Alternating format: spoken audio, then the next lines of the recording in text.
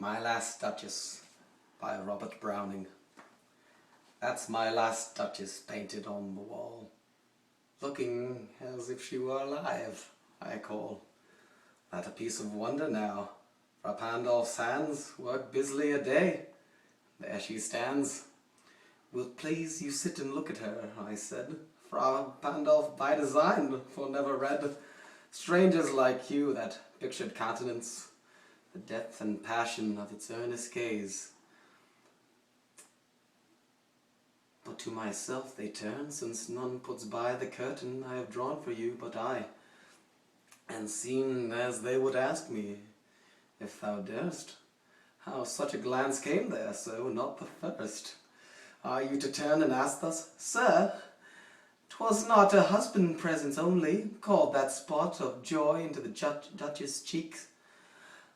Perhaps Fra Pandolf chanced to say, her mantle lips over my lady's wrist too much, or paint must never hope to reproduce the faint half-blush that dies along her throat. Such stuff was courtesy, she thought, and cause enough for calling up that spot of joy. She had a heart, how shall I say, too soon made glad, too easily impressed. She liked whatever she looked upon, and her looks went everywhere.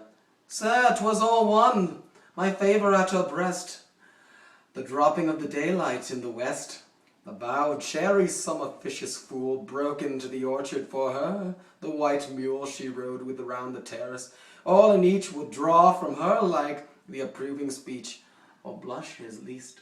She thanked men, good, but thanked somehow, I know not how, as if she ranked my gift of a 900-year-old name with anybody's gift.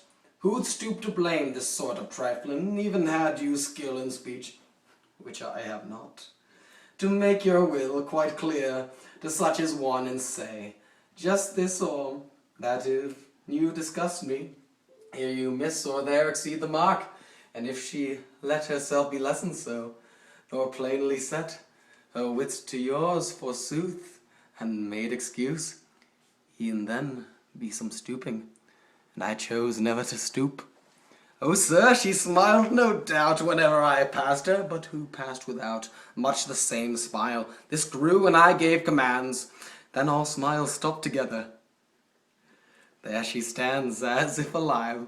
Will't please you rise, we'll meet the company below, then I repeat, the Count your master's known munificence is ample warrant that no just pretence of mine for dowry will be disallowed, though his fair daughter's self, as I avowed, as starting is my object, nay, will go.